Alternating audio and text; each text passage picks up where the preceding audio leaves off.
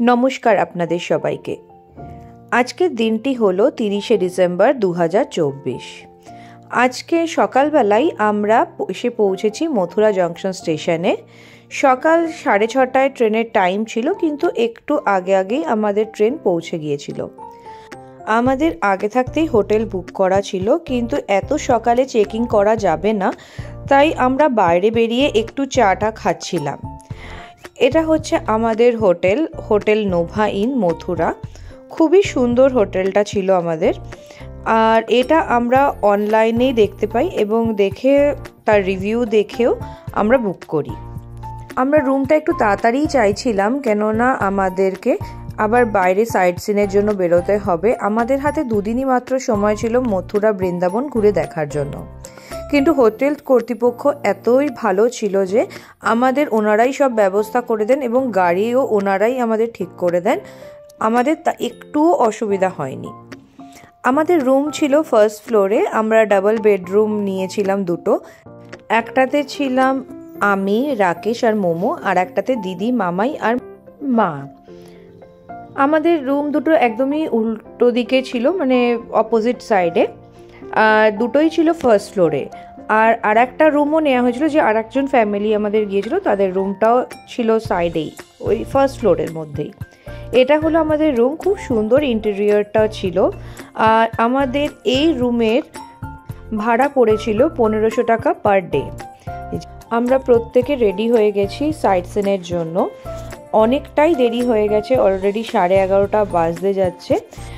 এখন যদি আমরা না বেরোই তাহলে আমরা পুরোটা কভার করতে পারবো না। আজকের দিনের জন্য যা যা ঠিক করা হয়েছে, যে জায়গাতে আমরা যাব, সেটা আমরা কমপ্লিট করতে পারবো না যদি এক্ষুনি বের হই।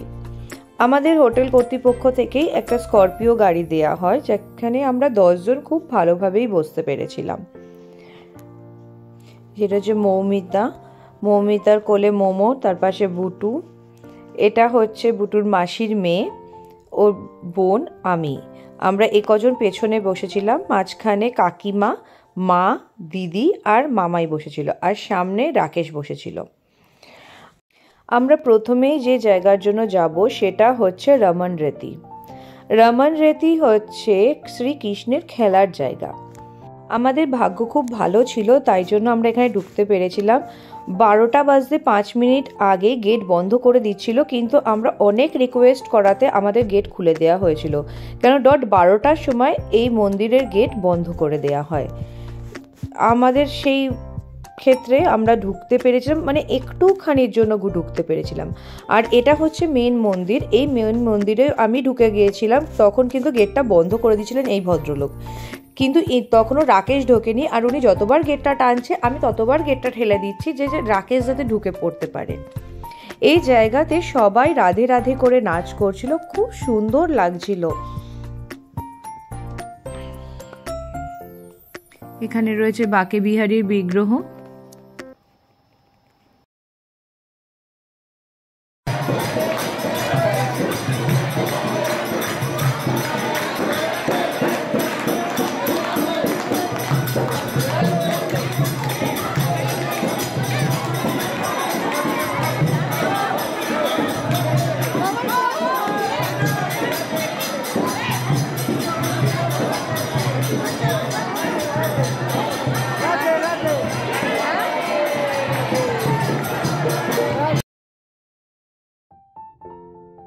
এখানে বিস্তীর্ণ জায়গা জুড়ে রয়েছে সাদা বালি।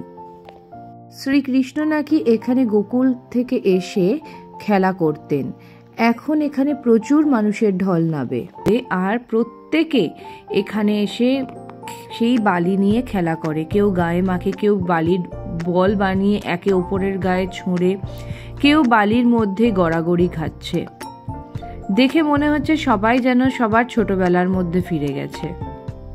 আর আমাদের সব থেকে মজার ব্যাপার, আমরা এই ট্রিপটাতে প্রচুরবার একে অপরের থেকে হারিয়ে গেছি। এখান থেকে আমাদের হারানো ছিল শুরু। এখানে প্রথমে আমি মাকে খুঁজে পাচ্ছিলাম না, মামাইকে খুঁজে পাচ্ছিলাম না, সবাই আলাদা হয়ে গিয়েছিলাম। কিন্তু লাস্টে কিন্তু সবাই আবার এক জায়গাতেই চলে এসেছি।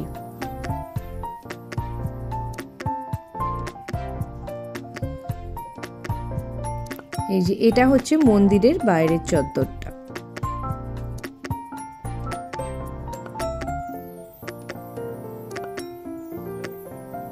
এখান থেকে আমরা তারপর বাইরে বেরিয়েই দেখি প্রচুর হরিণ, এখানে শিংওলা হরিণ।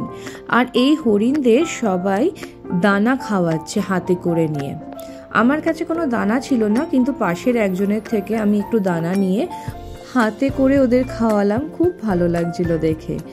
একসাথে এত হরিণ আমি দেখিনি এর আগে। আর প্রত্যেকের মাথায় সুন্দর পাকানো পাকানো শিং রয়েছে। এখান থেকে আমরা সোজা চলে গেলাম গোকুলে। গোকুলের এই পুকুরে নাকি শ্রীকৃষ্ণের ছোটবেলার জামা কাপড় কাচা হতো। এখানে প্রচুর বাঁদর ছিল, প্রচুর। আর এই বাঁদরেরা নাকি হাতে মোবাইল, চশমা, সানগ্লাস, ব্যাগ যা থাকে এরা নাকি ছিনিয়ে নিয়ে চলে যায়। তাই এদের থেকে এই সব জিনিস একটু সাবধানে।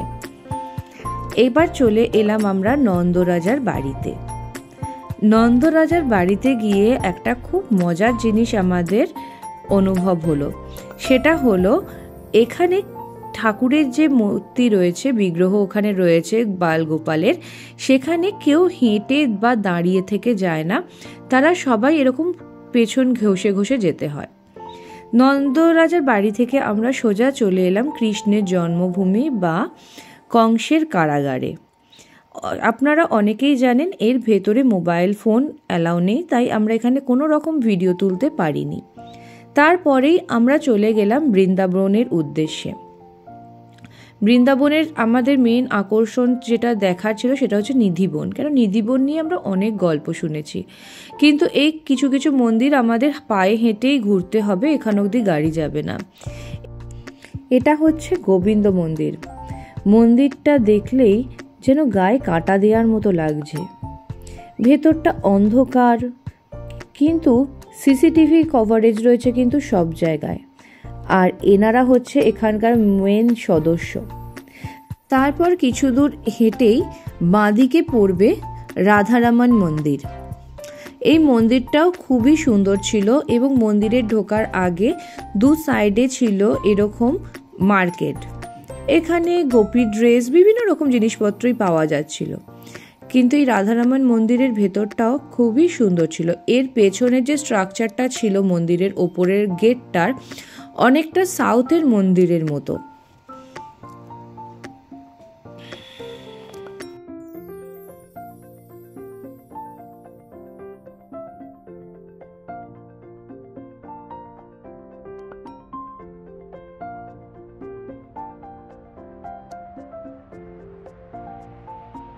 এরপরে যেখানে আমাদের যাওয়ার ছিল সেটা হচ্ছে নিধিবন।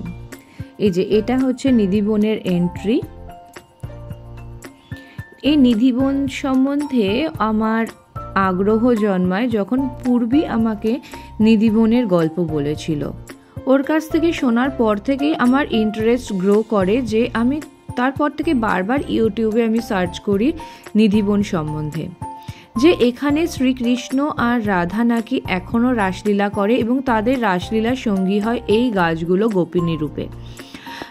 আমার সত্যি বলবো কি, যখন আমি এই নেটগুলো দিয়ে বাইরের দিকে তাকাচ্ছিলাম গাছগুলোর দিকে, দেখে মনে হচ্ছিল সত্যি কিছু ব্যাপার একটা আছে। এখন এখানে এরকম নেট দিয়ে দেওয়া হয়েছে, কিন্তু আগে কিন্তু এই জায়গাগুলো ছিল এমনি কাঠের যে দরমা হয়, দরমা দিয়ে ব্যারিকেড করা ছিল, কিন্তু তার আগে পুরো ওপেন ছিল, এই দিকটায় যাওয়া যেত। কিন্তু এখন একদমই সেখানটায় যাওয়া যায় না। আমরা এখানে আস্তে আস্তে সন্ধে হয়ে গেছিল, তাই অন্ধকারে একটা গা ছমছমে ভাব কিন্তু ছিলই, যে আমরা অনেক এইভাবে এখান দিয়ে দেখার চেষ্টা করছিলাম। একটা সত্যি একটা ফিলিংস হচ্ছিল কিছু।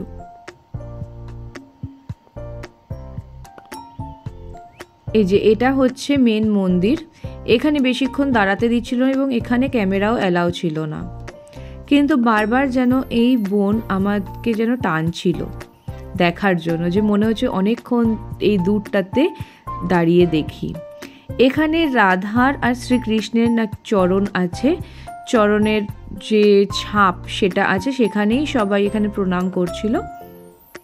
আমরা তারপরে আস্তে আস্তে বাইরের দিকে বেরোনোর চেষ্টা করছিলাম।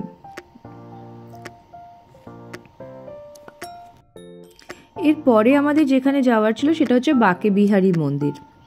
বাঁকে বিহারী মন্দিরে যাওয়ার জন্য আমাদের ধরতে হবে টোটো, কেন অনেকটা দূর ছিল, আর সাথে বয়স্ক লোকজন থাকলে একটু হাঁটার তাদের প্রবলেম ছিল এবং হেঁটে যাওয়া যেত না, এতটা দূর ছিল। যাই হোক, আমরা টোটো নিলাম, টোটো নিয়ে বাঁকে বিহারী মন্দিরের কাছাকাছিতে নামলাম, কিন্তু নেবেও অনেকটাই হাঁটা, আর শুধু হাঁটা না, ওখানে যেতে হলে সিঁড়ি দিয়ে ওপরে উঠতে হবে। আমার কাছে পুরো ভিডিওটা নেই, কেননা রাকেশের কাছে মোবাইলটা ছিল, আর রাকেশ ওই ভিড় দেখে আর সিঁড়ি দিয়ে ওপরে উঠতে হবে দেখে ও আর ওখানে যায়নি। তবে আমি ওখানে গিয়ে তো অবাক, সিঁড়ি দিয়ে ওপরে উঠেও ওপরটাতে আর একটা পাড়ার মতো পুরো, তা রাকেশ যায়নি। ওদিক থেকে আবার প্রেম মন্দির যাওয়ার রাস্তাটা ছিল সহজ, যেহেতু ওরা যায়নি, আবার আমাদের ব্যাক করে বাঁকে বিহারী মন্দিরের এন্ট্রিতে আসতে হয়েছিল। এবার এখানে এসে আমরা টোটো পাচ্ছিলাম না প্রেম মন্দির যাওয়ার জন্য, যাও বা একটা টোটো পেলাম, হলো বিপত্তি। আমি, মা, যে কাকিমা আমাদের সাথে ছিলেন তিনি আর বাচ্চারা মিলে একটা টোটোতে চলে গিয়েছিলাম, আর রাকেশ আর বাকি যারা ছিল তারা অন্য টোটোতে। এবার টোটোওয়ালা করেছে কি, আমাদের একদিকে নামিয়েছে আর রাকেশদের আর একদিকে। আমরা টোটালি হারিয়ে গেছিলাম, মানে আমরা কেউ কাউকে খুঁজে পাচ্ছিলাম না, আমাদের টোটোতে যারা ছিল তারা রাকেশদেরকে। এবার অচেনা জায়গায় একটা ভয়ও লাগছিল, সব বাচ্চারা আমার সাথে ছিল। তখন লোকাল একটা থানার পাশে আসতে রাকেশও লোকাল একজনকে দেখালো কোন দিকে যেতে হবে, তারপর আমরা একে অপরকে খুঁজে পাই। তবে সেদিনকার জন্য আর আমাদের প্রেম মন্দির দেখা হলো না, অনেকটা দেরি হয়ে গেছিল। আজ এইটুকুই থাক, বাকি গল্প পরের ভিডিওতে। অসংখ্য ধন্যবাদ।